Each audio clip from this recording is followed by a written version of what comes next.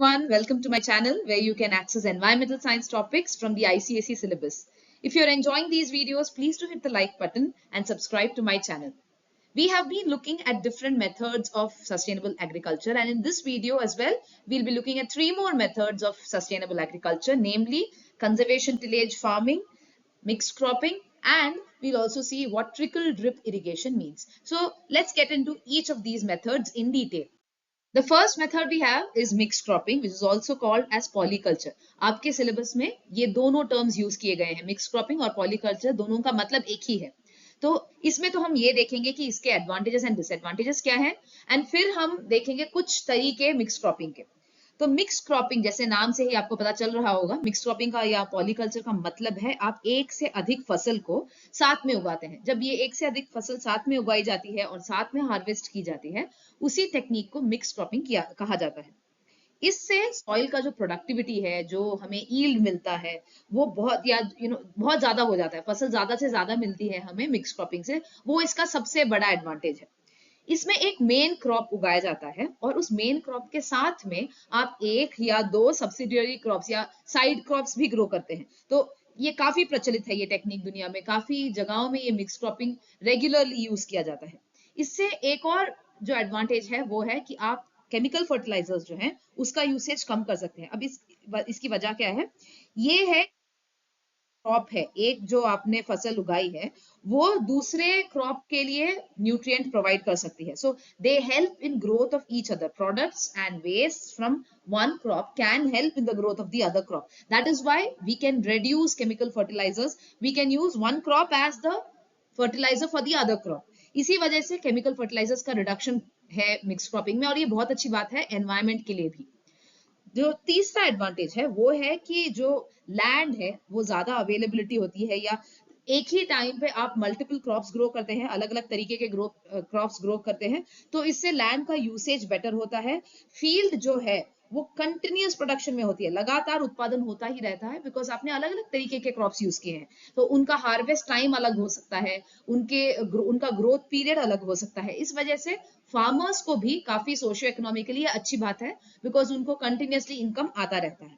और इससे ये भी देखा गया है कि the spread of pests is reduce, मतलब जो नुकसान पहुंचाने वाले जो कीड़े होते हैं वो कम रहते हैं, बिकॉज अलग अलग तरीके के क्रॉप्स ग्रो हो रहे हैं, तो इसीलिए इन पेस्ट को भी वहां पे ग्रोथ के लिए ज्यादा अपॉर्चुनिटी नहीं मिलता. These are the advantages of mix cropping.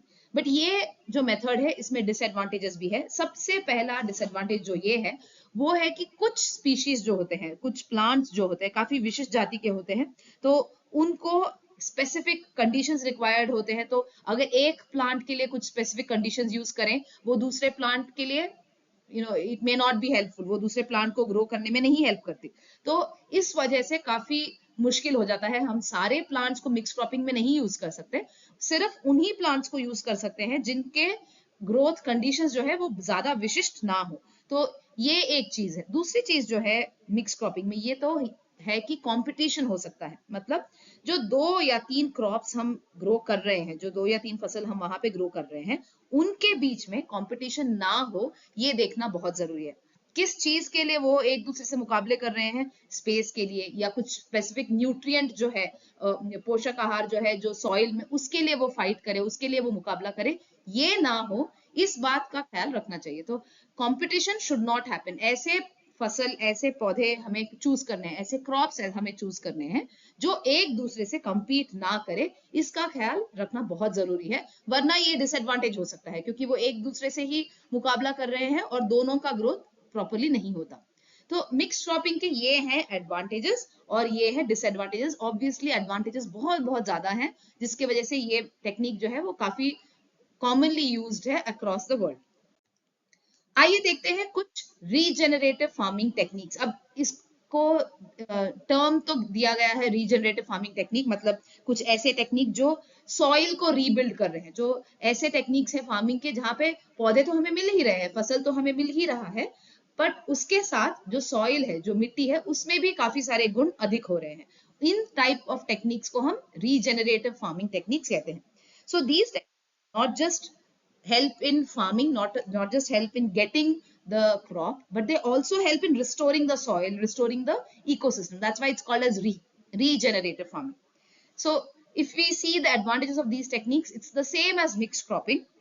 You could say that these regenerative farming techniques are same as mixed cropping because they stop soil erosion, they help in making the soil nutrients better, they improve the groundwater quality, groundwater purity, they protect, they decrease the damage that is caused from the chemical fertilizers or pesticides. So in other words, regenerative farming is something that is not only helping the farmer but also helping the ecosystem को भी ये balance करने में help करता है और farmer को जो पौधा या फसल उगाया जाता है उसका भी लाभ मिलता है। इस टाइप ऑफ टेक्निक को हम रीजेनरेटिव फार्मिंग टेक्निक कहते हैं। इसमें हम 4 मेन टेक्निक्स सीखेंगे।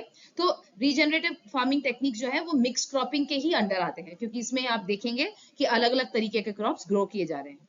तो पहला तो मिक्स फार्मिंग टेक्निक जो है वो है इंटरक्रॉपिंग। इंटरक्रॉपिंग और मिक्स क्रॉपिंग काफी सेम है। जो टर्म आप देखेंगे काफी बुक्स में, काफी वेबसाइट्स में आप देखेंगे इसको इंटरचेंजेबली यूज किया जाता है।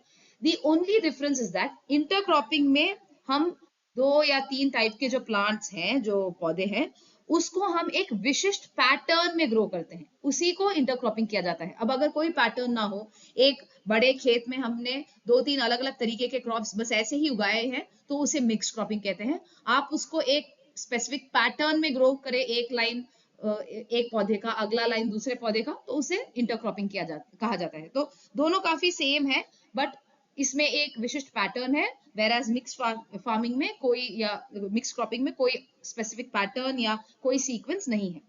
इंटरक्रॉपिंग के जो प्लांट्स हैं उसमें हम अलग अलग तरीके के प्लांट्स को काफी निकटता में ग्रो करते हैं। In proximity they are grown, the 2 types of plants which are being grown on the same land. जैसे आपने देखा होगा मस्टर्ड एंड व्हीट प्लांट्स को किया जाता है, या चावल के खेत के अराउंड हम coconut trees देखते हैं। तो these are examples of intercropping where you have a specific pattern in growing the different types of crops.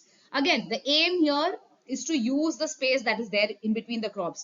Land का maximum use हो, यही हमारा main aim है intercropping में, ताकि अलग अलग तरीके के plants को grow किया जा सकता है और land का maximum usage हो।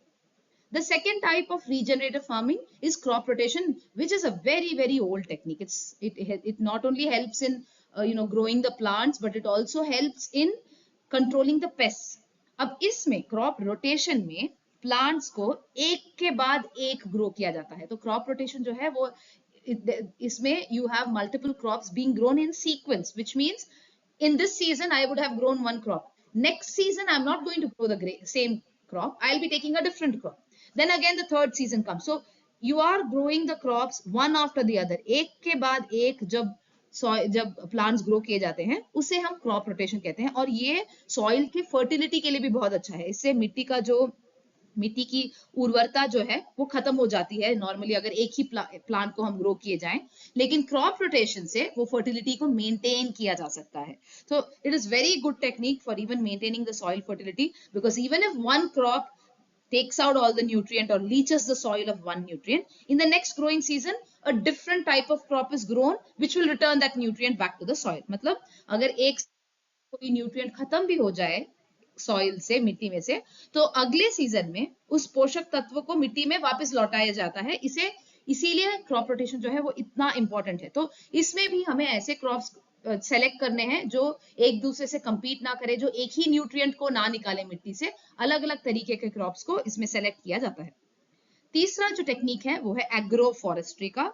एग्रो फॉरेस्ट्री में हम एग्रीकल्चर और फॉरेस्ट्री दोनों को कंबाइन करते हैं। तो इसमें पेड़ या छोटे पौधे जो होते हैं उनको हम क्रॉप्स के बीच में ग्रो करते हैं, मतलब खेतों के बीच में, या अगर पैस्चर लैंड हो, घास हो, उसके बीच में हम पेड़ों को या छोटे पौधों को ग्रो करते हैं। इस टाइप को हम एग्रो फॉरेस्ट्री कहते हैं।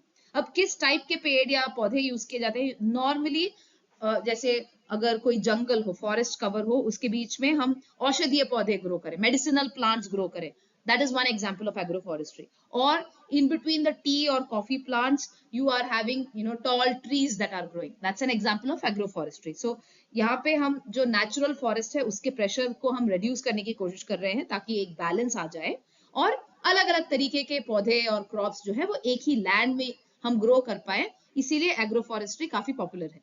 And the last one is polyvarietal cultivation. polyvarietal cultivation में हम एक ही पौधे के, एक ही क्रॉप के अलग अलग वेराइटी ग्रो करते हैं। फॉर एग्जाम्पल, आप अगर गेंदे का फूल ग्रो कर रहे हैं एक फील्ड में, तो अलग अलग किस्म के गेंदे के फूल जो है अगर आप उधर ग्रो करें, उसे पॉलीवेराइटियल कल्टीवेशन कहते हैं। You if you are trying to grow roses in a field, then if you're growing two different varieties of rose plant, that is what we would call as polyvarietal cultivation. So these are, if you see here, in all four of these we are using different types of crops.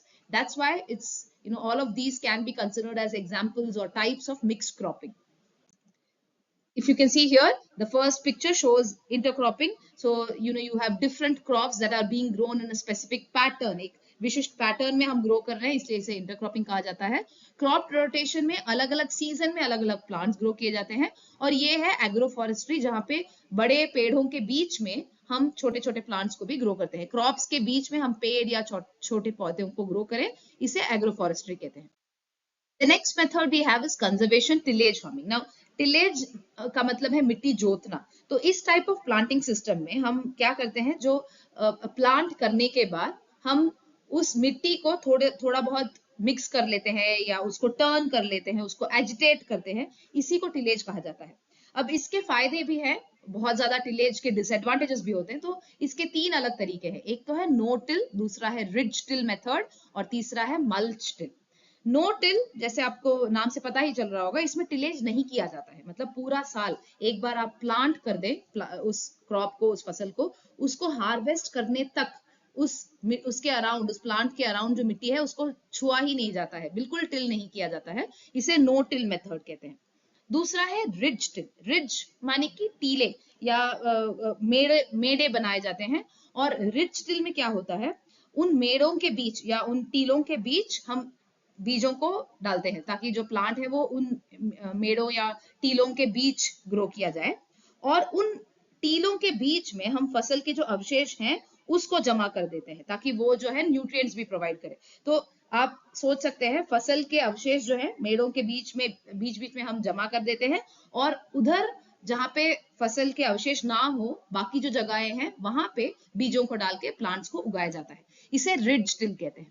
तीसरा जो है वो है mulch till. जैसे आप यहाँ देख सकते हैं, मल्च टिल में हम जो घास लेते हैं सॉइल को, या उससे कवर कर लेते हैं सॉइल को, ताकि जो ये क्रॉप रेसिड्यू जो है, जो the mulch is also called as crop residue, तो क्रॉप रेसिड्यू जो है वो सॉइल के साथ मिक्स हो, और जो भी जगह जहाँ पे प्लांट्स ना है, जहाँ पे क्रॉप्स नहीं ग्रो कर रहे हैं, जहाँ पे खेती नहीं हो रही है, वहां पे ये मल्च हो या क्रॉप रेसिड्यू हो, इसे मल्च टिल कहा जाता है।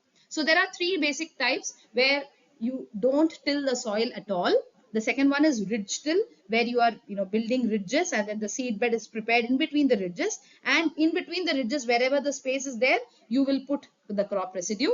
The third one is mulch till, where in the complete land you put the crop residue, and then you do the farming in between the plant residue. So mulch till और ridge till का difference जो है, ridge till में ये मेड़ों के बीच में हमने plants grow किए हैं। मल्च टिल में पूरे फील्ड में हमने पहले जो घास पात है उसे ढोक लिया है, एंड उसके बीच से हम खेती कर रहे हैं। So this is the minor difference between ridge till and mulch till. अब इसके एडवांटेजेस क्या है? सबसे इसके जो कंजर्वेशन टिलेज फार्मिंग है, इसके advantages and are much more, बहुत अधिक है डिसएडवांटेजेस से। पहला तो एडवांटेज है कि न्यूट्रिएंट का यूज जो है, जो पोषक तत्व जो होते हैं सॉइल में, उससे बेटर यूज किया जाता है प्लांट से। The efficiency of usage is much more in the tillage farming. दूसरा जो है वो है वीड कंट्रोल। जो वीड्स होते हैं, जो अनवांटेड प्लांट्स होते हैं, वो एकदम कंट्रोल हो जाते हैं, क्योंकि हमने यहाँ पे कंप्लीटली कवर कर दिया है। बाकी चीजों से हमने यहाँ पे जो है इसको पुराने फसल से यहाँ पे कवर कर दिया है, और जिस वजह से वीड्स जो है वो बहुत कम आते हैं। इवेपोरेशन इज सप्रेस्ड, यानी कि जो भाप बनकर उड़ जाता है पानी, वो कम होता है, ज्यादा पानी नहीं जाता, एंड सारा जो है वो पानी जो है वो सॉइल में ही रिटेन हो जाता है, सॉइल के अंदर चला जाता है। It maintains the soil temperature. तो सॉइल का टेम्परेचर, सॉइल का मॉइस्चर सभी मेंटेन किया जाता है, एंड मिट्टी का कटाव जो है, सॉइल इरोजन जो है, वो बहुत कम हो जाता है in conservation tillage farming, because you are not loosening up the soil, you are not mixing up the soil, and because of that soil erosion is highly controlled. But then it does have its disadvantages as well. The first disadvantage is that it's quite labor intensive. बहुत ज्यादा श्रम लगता है इस tillage ना करने में और ऐसे मल्च को स्प्रेड करने में, तो काफी लेबर इंटेंसिव है. दूसरा तो ये है कि फंगल डिजीजेस का रिस्क ज्यादा है, क्योंकि जो ये हमने पुराने फसल यहाँ पे डाले हुए हैं या जो घास पात डाले हुए हैं, उसमें अगर कोई फंगल डिजीज हो, वो इमीडिएटली हमारे फसल में भी स्प्रेड हो जाता है. तो फंगल डिजीजेस का रिस्क हाई है और हर्बिसाइड्स का यूज भी ज्यादा है, बिकॉज ये जो प्लांट्स हमने यहाँ पे डाले थे वो वहां पे वीड जैसे बन के ग्रो भी हो सकते हैं. तो हर्बिसाइड्स का यूज ज्यादा है. बट अगर आप देखें, advantages are much more, and because of which this is a really good method for sustainable agriculture. The last method we have is trickle drip irrigation, या just called as drip irrigation or trickle irrigation. इसमें पानी जो है वो पौधों में drop by drop या बूंद बूंद से पानी को प्रोवाइड किया जाता है प्लांट्स के लिए, और वो भी बिल्कुल जड़ों के पास, यहाँ पे near the roots. It is not poured on the plants, it's provided into the soil at the roots or really very near to the roots when the water is provided. That is what we call as trickle drip irrigation. This is a very important technique. इसका use कहाँ कहाँ आता है? तो इसके advantages and disadvantages तो हैं ही, लेकिन इसका यूज कहाँ आता है? सबसे पहले तो इसका यूज हमें होता है उन जगहों पे जहाँ पे पानी कम हो. तो जहां पानी सीमित हो, in those areas this is a really good method. Where the water source is limited, in such places trickle drip irrigation is a very good opportunity to save water.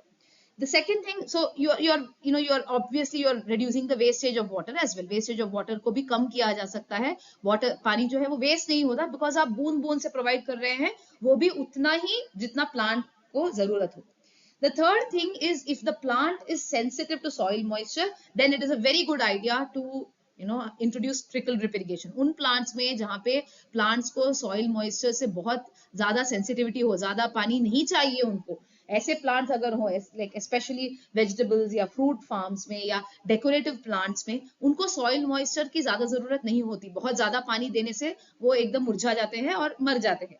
ऐसे plants के लिए भी ट्रिकल ड्रिप इरिगेशन यूज करना बहुत ही advantages होगा. तो इसमें क्या किया जाता है, जैसे आप यहाँ देख सकते हैं, पाइप्स डाले जाते हैं. So these are the pipes which are spread on the ground, और इसको एकदम सॉइल के पास या सॉइल के ऊपर लगाए जाते हैं, और इन पाइप्स में होल्स बनाए जाते हैं. उन होल्स में से पानी जो है वो प्लांट्स के पास आता है. तो इन सारे पाइप्स को एक वाटर टैप से या वाटर सोर्स से कनेक्ट किया जाता है, एंड व्हेनेवर वी वांट, जब भी हमें चाहिए, उस टैप को ओपन करें तो इस होल्स से जो है पानी सॉइल के अंदर आ जाए. तो आप जहां जहां होल्स बनाना चाहते हैं, बनाकर वहां से पानी को सॉइल में डाल सकते हैं. This is why this is such a good technique to save water as well. Now it has its advantages. First of all, काफी किफायती है, quite economical and precise, because जितना पानी चाहिए उतना ही दिया जाता है, excess नहीं होता. तो अगर excess water ना हो, automatically excess water का wastage नहीं होता, flow बहुत ही controlled है. The third thing is that the upper foliage is dry. आप जो पत्ते हैं बिल्कुल नहीं पहुंचता. अगर पत्तों में पानी हो, अगर पत्तों में पानी ज्यादातर जमा हो, तो उससे हमें फंगल इन्फेक्शन जो है प्लांट्स की वो ज्यादा होती है. लेकिन इस केस में जड़ों के पास, यहाँ बिल्कुल सॉइल में, मिट्टी में आप पानी दे रहे हैं, सो द अपर फोलिएज, जो पत्ते हैं वो बिल्कुल ड्राई रहते हैं, जिसकी वजह से फंगल इन्फेक्शंस का होना बहुत कम होता है. And the last one is unwanted plant growth is prevented. जो सॉइल के बीच की जगह है जहाँ पे प्लांट्स नहीं है, वहां पे तो आप पानी प्रोवाइड ही नहीं कर रहे. मतलब ये है कि जो अनवांटेड पौधे हैं वो नहीं आएंगे, वीड्स नहीं आते. So all the unwanted plant growth is being prevented. There are a few disadvantages, very minor disadvantages to it. The first one is that they've seen that the holes can get clogged. जो pipe जो है वहां पे block हो सकता है जहां जहां होल्स है, तो इसका रेगुलर चेकअप जरूरी है हमें. और इनिशियल कॉस्ट जो है, स्टार्टिंग में ये पाइप्स लगाने के लिए, होल बनाने के लिए, इन सब पाइप्स को एक वाटर सोर्स से कनेक्ट करने का जो कॉस्ट है वो थोड़ा हाई है. बट उसके अलावा इस मेथड के एडवांटेजेस बहुत अधिक है, जिसकी वजह से ट्रिकल ड्रिप इरिगेशन इवन घरों में यूज किया जाता है. नॉट जस्ट इन फार्म्स, काफी सारे घरों में भी जहां पे पौधे ज्यादा हो, ड्रिप इरिगेशन काफी नॉर्मली और रेगुलरली यूज किया जाता है. So these were three methods that we looked at today for sustainable agriculture. One was mixed cropping, under which we looked at various regenerative farming techniques like intercropping, agroforestry, crop rotation, and polyvarietal cultivation. The second thing that we looked at was the conservation tillage farming, which tells us the different advantages of no-till, mulch-till and ridge-till method. Loosening up the soil can lead to soil erosion. So you avoid soil erosion by reducing the tillage. And the last one we looked at was the trickle drip irrigation. I hope these topics were of use to you, and I really do hope to see you all in the next video as well. Thank you and bye.